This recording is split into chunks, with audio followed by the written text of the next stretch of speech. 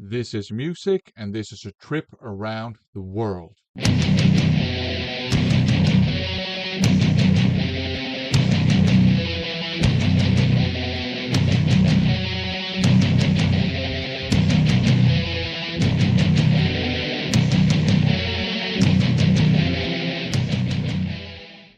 Welcome to a response video. This is a response to a video by Mendicant Media by proxy of Stormwind79. They're both great channels. Go and check them out, especially if you like your metal. The idea is basically to show releases by our favorite artists from 10 countries around the world. We're talking Australia, Japan, and Poland, and Italy, Denmark, France, the Netherlands, Spain, Canada, and then a wild card country that we can choose ourselves. Now, I have not necessarily gone with my favorite artists from these countries or my favorite releases by artists from these countries, but I've obviously gone with artists and releases that I like. Let's start with Australia. This is actually my favorite band from Australia, AC/DC. This is the Aussie version of Dirty Deeds Done Dirt Cheap. It's my second favorite band of all time. My favorite band is Iron Maiden, and AC/DC come in on a very close second. So it's a legendary hard rock band, and they've influenced classic rock bands, other hard rock bands, a lot of metal bands, and punk bands even. And I would say, in my opinion, just like virtually any other AC/DC album, Dirty Deeds Done Dirt Cheap is full of excellent hard rocking songs. I wouldn't know where to start if you don't know AC/DC and you're looking to get into them because they have such an extensive discography. People say all their albums sound the same. That's not true. You can listen to their discography chronologically and you will hear changes in their style and sound and approach throughout their career. But I wouldn't know where to start with their discography. So maybe sample, their discography, listen to a couple of songs from each album, or maybe just listen to the whole thing. Excellent, fantastic band, I have to say. Obviously, my second favorite band of all time. Up next, Japan. We're gonna go with this one here. By Police. So this is a sleazy glam metal album by a sleazy glam metal band. And it's not the poppy kind of glam metal. We're not talking White Lion or Bon Jovi or anything like that. And don't get me wrong, I actually really like, the more poppy and polished version of glam metal. This is the filthy, dirty, sleazy uh, variety of glam metal, which I also really like.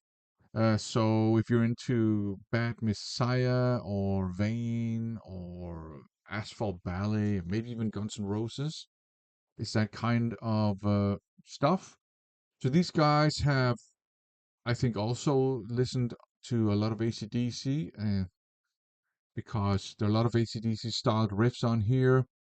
There's a lot of boogie rock too, a lot of blues as well, and there is even some like I would say like almost like new wave rock stuff going on this album. So it's actually very cool. It's a really fun listen. The vocals are not great, but they're not bad, and it all just adds to the charm that this album has. So if you are a hair metal or glam metal fan and you're tired of the usual suspects, maybe Earth Police is a band that's worth checking out. It's not the best band or the best album in the world, but it's fun and I like it. Moving on to Poland, we're gonna go with Acid Drinkers and Are You a Rebel? So this looks a lot like a crossover thrash metal album, and it does have a lot of crossover thrash elements. It also has a lot of just straight up punk elements, but there's more to it than just crossover thrash because you also have a lot of hard rock on it. You have a lot of traditional heavy metal on it. Obviously, a lot of straight up thrash metal. And even some quite technical and melodic parts to it as well. There's even a song where I think they make fun of Guns N' Roses, which I think is hilarious. So it's actually a great thrash metal album with a lot of stuff going on. The vocalist sings in a very thick Polish accent, so it's very difficult to make out what he's saying, but that's part of the charm to this album. So if you're a thrash metal fan and you're tired of the usual suspects, maybe check out Acid Drinkers. I think they're a Polish band. Suddenly I'm in doubt, but I think they are. If not, let's just pretend they are, okay? Up next, Italy. We're going to go with In Avum Agere, The Shadow Tower. So now we're talking doom metal, and it's epically leaning doom metal, so Candlemas and Solitude Aeturnus, that kind of stuff, but they're not as epic as those bands, I would say. I also get like vibes that remind me of the doom metal band Warning on this album, so I think that's interesting. The vocals are really good. They're not quite operatic or anything like that, but they're really good and quite diverse, which I really appreciate. It's very riff driven. Obviously, you have a lot of, straight up doom metal riffs and, slower parts. You also have some faster parts. But one thing that I think is really interesting is that you've got some almost like groove metal sounding riffs too. For example, I think it's the song called Dominio. There's a riff that sounds like Pantera. And I think that just adds an extra super interesting dimension to this. So yeah, really good doom metal. In Ava Magere from Italy. Check him out. Up next, Denmark. I happen to be from Denmark, so I had access to the underground scene. I went to gigs and local record shops and all that stuff. So I've been able to pick up like demo tapes and all that stuff. So I allowed myself to go obscure when it came to Denmark. And I'm going to show this one. I've shown it before. A demo tape by a band called Mirror Blind. The tape is called Tales. So this is traditional heavy metal with maybe a slightly progressive orientation every now and then, and also maybe some power metal elements. It's really, really good. I I don't know if there are maybe you're lucky and somebody has uploaded this to YouTube or whatever, but it's really good. Straight up traditional heavy metal with great vocals that are kind of typical heavy metal vocals, but also kind of unique. Great old school heavy metal riffs with some hard rock in it as well, and like I said, some progressive leanings too. uh, some power metal elements, but the core is straight up traditional heavy metal, and it's great. If you come across a copy of this tape and you're into cassette tapes, and it's not super expensive, it's definitely worth picking up. From Denmark to France, I'm gonna go with Trust. Originally, I was thinking of going with Sortilège, but I ended up going for, Trust. They're kind of like in the same league. They sound very different from Sortilège, but kind of like a major French heavy metal band from the 80s.